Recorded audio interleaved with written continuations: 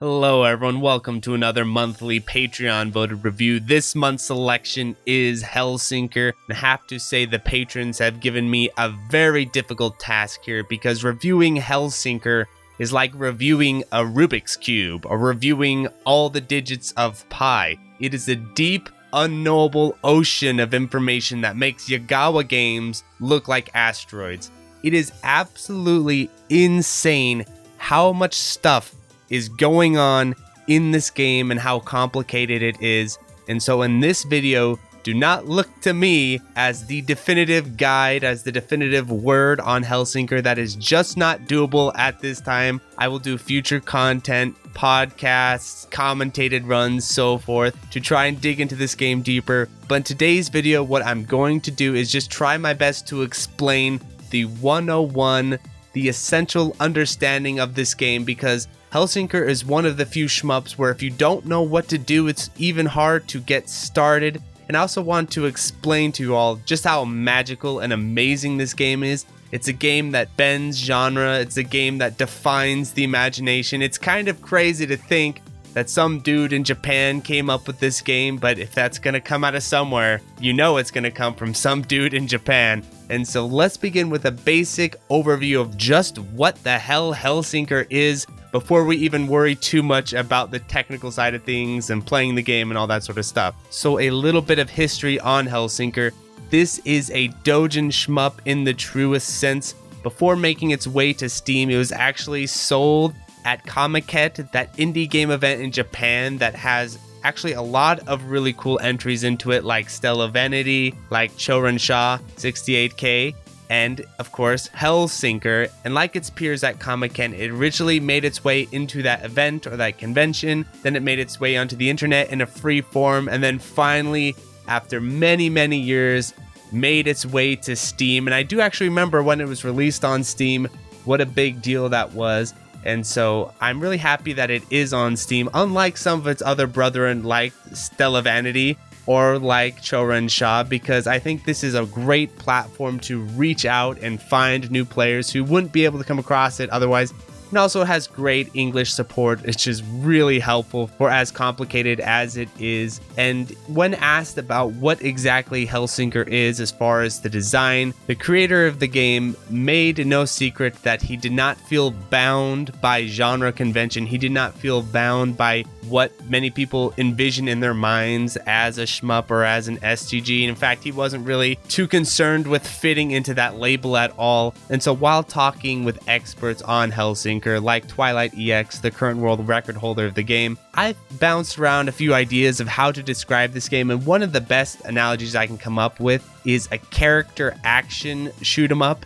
It's like if you stuck Devil May Cry into a shmup. This might be somewhat close to what you would get because it has a lot of technical action elements that you just do not see in the genre, that sort of defy a lot of the regular rules of shoot 'em up games. And it's really cool to see. And it has a level of gameplay complexity that I think Platinum would envy. I feel like, Platinum is working on this Soul Cresta game or whatever, but I feel like in spirit, Hellsinker would probably be more along the lines of what they would come up with at their peak of ability. And so I really encourage you to check this game out if you haven't already. Buy it and then maybe work your way into playing it at some point in the future when you feel comfortable, because I just feel like this is an essential purchase for all shmup fans just because it is such a fantastic and unique release and there's so much to get into in the game. But with all that being said, let me try to begin to explain how this game works, beginning with the controls. I think that's a good starting point. So unlike a shmup, but like other games, again, like a character action game, Hellsinker has a practice mode, a training mode where you can go in there and literally practice the moves and controls of your ship, because your ship has that many options and that many things it can do.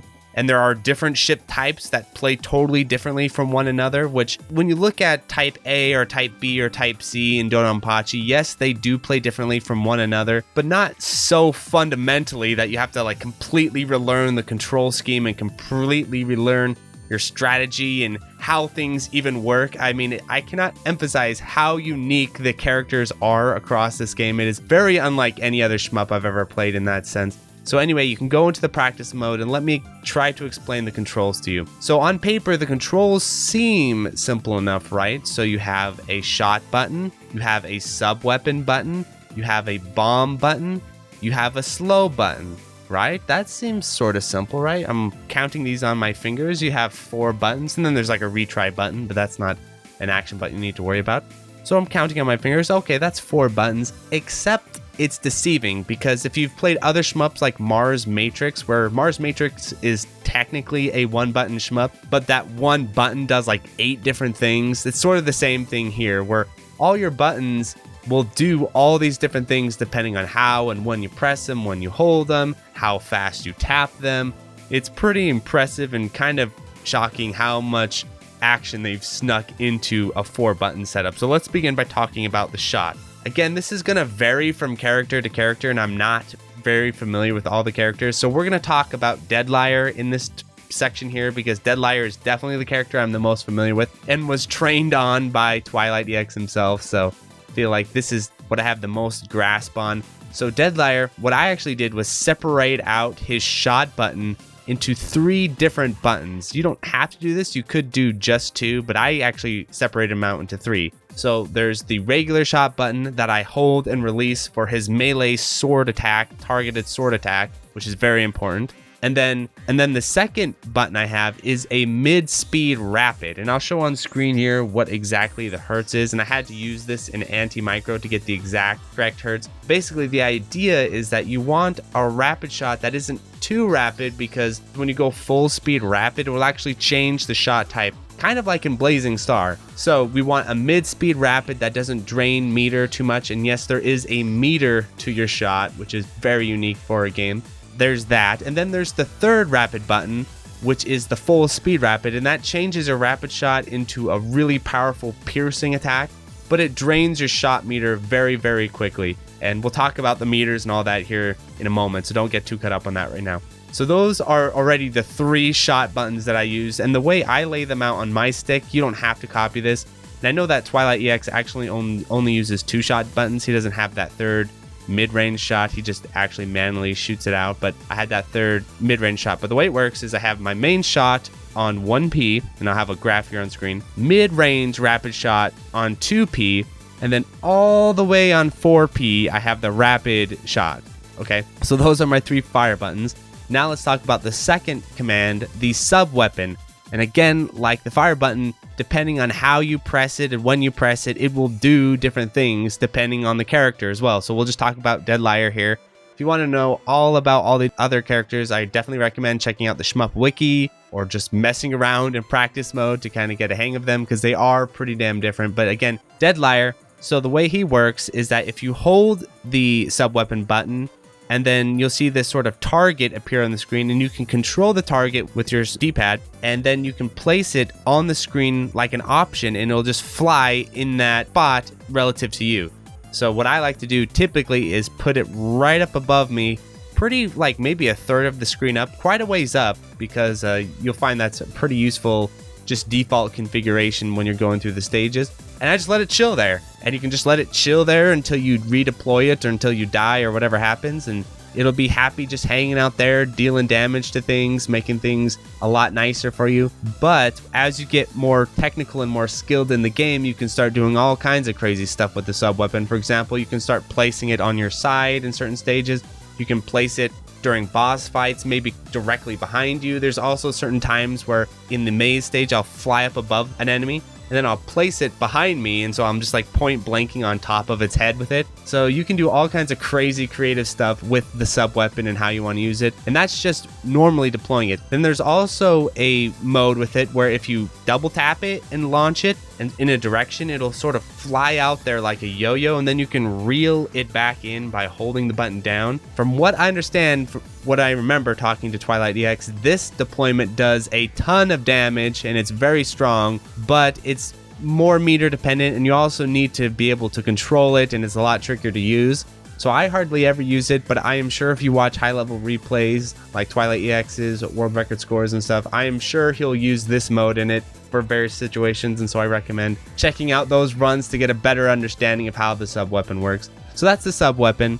And then there is the bomb button. Simple, straight enough, right? Finally, a button. It's just like a bomb, like you get in Cave. However, one thing to understand about the bomb is that unlike a Cave game, the bomb recharges much more plentifully, and it actually, you're allowed to use it, and you use it in all these different scenarios and all these different situations. It is a tactical weapon, kind of like the bomb in Garega. So don't go all Touhou or don't go all Cave with the bomb and like never use it. No, you should use it. It's something to be deployed. I kind of like the full charge attack in Radiant Silvergun. I think that's the best analogy I can kind of see as what's the closest comparison to it, because you have to kind of charge it up like in Radiant Silvergun, and then you need to be able to place it just right. You can abuse the invulnerability. It actually really reminds me quite a bit of Radiant Silvergun, and I would say Hellsinker as a whole reminds me quite a bit of Radiant Silvergun, but just on the next level. It's like if they took the ideas of Radiant Silvergun and they pushed it to 11. I mean, it is crazy how much more technical this game is than Radiant Silvergun, but you can see some of the threads of ideas between the two. And then the last control option is the slow button, and depending on how you have the slow button configured, and we'll get to that in a bit here, it will have different properties. So you can have it sort of Touhou style where you hold it and it just slows you down like in Touhou. That's how I tend to use it.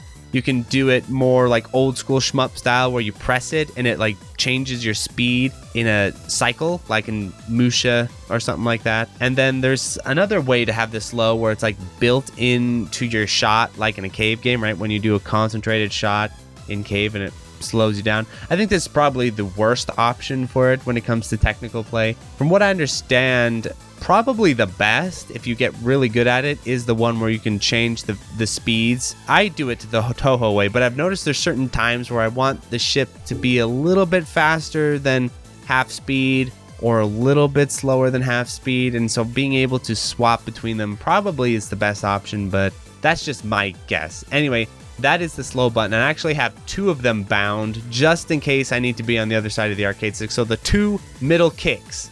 So what is it? A 2 kick and 3 kick. I have those bound to the slow button. Oh yeah, and I have bomb bound to 1 kick. That's my own personal preference. I know a lot of people bind their buttons differently, so you don't have to follow my bindings exactly, but this gives you a good idea anyway of how the button binding works. And now let's talk about the loadout of your ship, because this is actually pretty important, and I'm just going off the settings that Twilight EX recommended to me. You can alter and change them however you wish, but this seems to be sort of the default standard get into the game options that you probably want to follow. Okay, so when you enter the run, you'll see the setup menu and it'll say choose your speed control. You want to go with momentary. That's what I use. That's what gives you the Touhou slow button. But you could also try the other styles, and you can see on the bottom there what exactly the other styles do. And then choose your way of life, drastic, moderately, prudently. I was told to go with prudently, which I guess ups your max lives to 7, which seems very generous. Then choose your auto bomb. Your bootleg ghost is your auto bomb. That's funny, it's called a bootleg aspirant. That one seems to be like a really generous auto bomb, at least reading from the description. Solid state is like a standard auto bomb where you have 3 of them.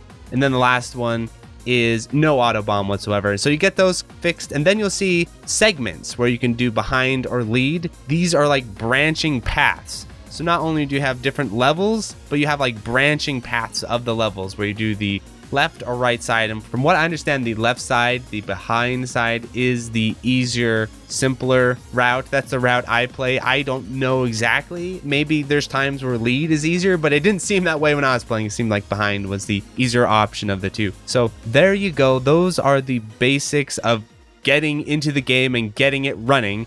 Now let's talk about the gauges, because I know that's going to be a big point of question for everyone. So let's begin by talking about the left side of the screen. So up top we have the rank speed settings. Shout outs to the Shmup Wiki for these images, by the way, very helpful. And then below that we have the lives count. Those are the little hearts. I love how they're represented by little hearts. Reminds me of Zelda. And in the mode that we are playing, you could get up to 7, and then once you get all 7, it says something like exceed or something like that. I can't remember exactly what it says, but it changes to text when you max out your lives. And then below that we have the soul gauge, and that reminds me of Guilty Gear or something.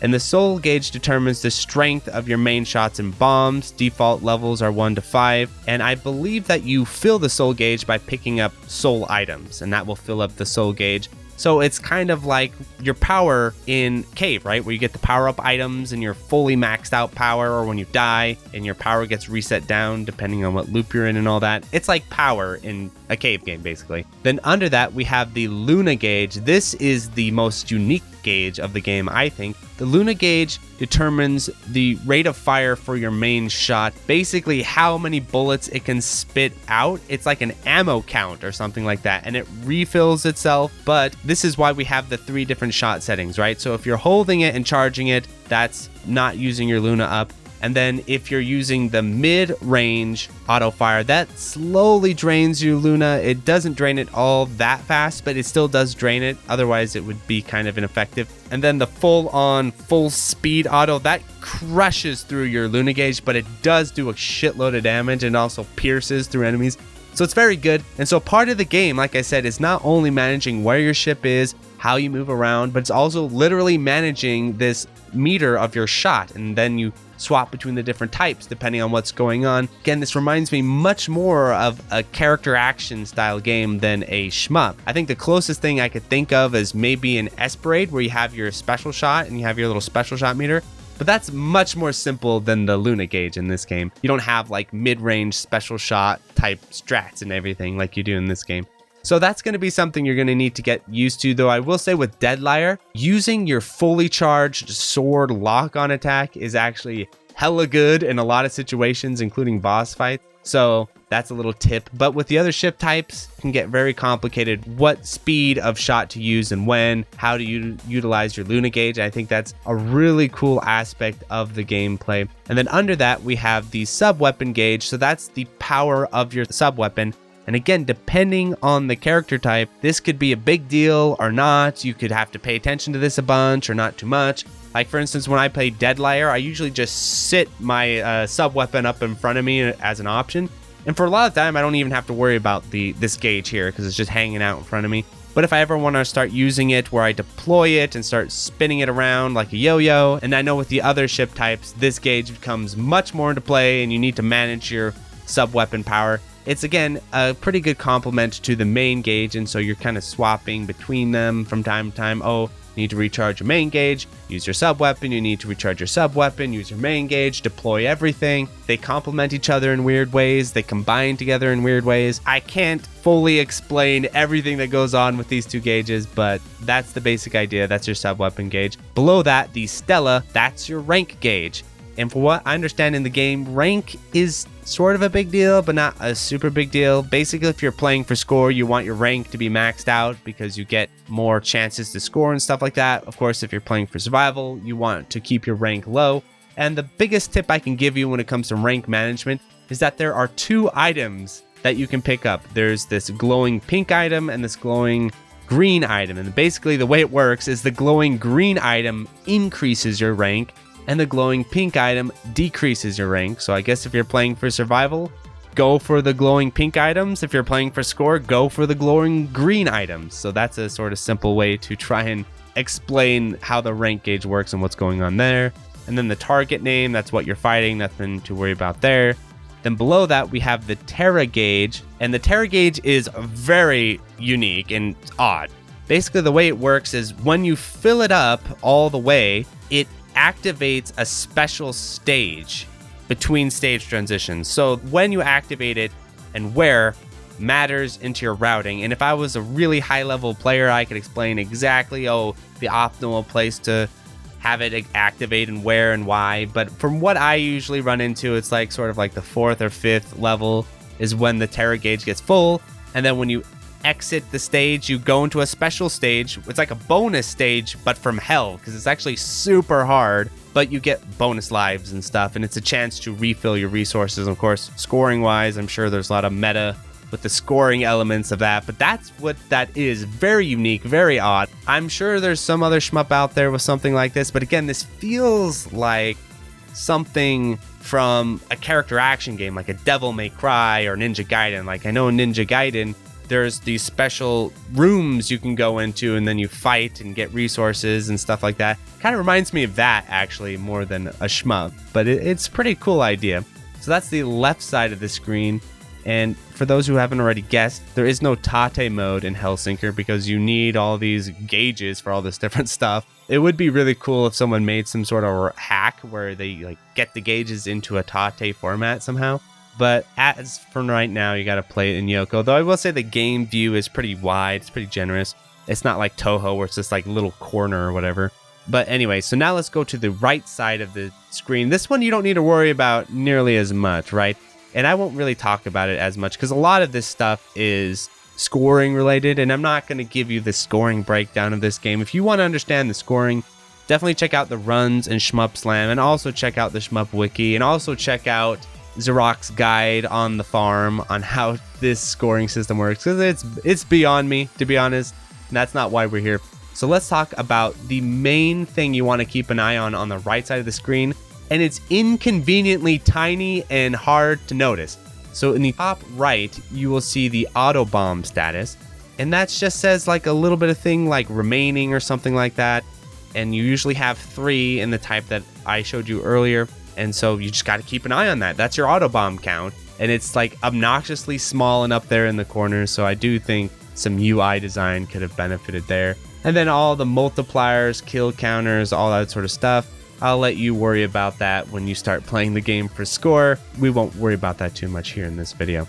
So that is the 101 explanation of what Hellsinker is, how it works, and let me now talk a little bit about the experiencing the gameplay itself, how the game feels, why it's worth your time, why you would want to play this game, even though it is complicated as it is. The first thing is, like I said earlier, the level design in this game is extremely unique. I've never run into a shmup quite like this. The absolute closest experience I could probably give you is Radiant Silvergun, at least in my experience. Feels like Radiant Silvergun, which is one of my favorite shmups.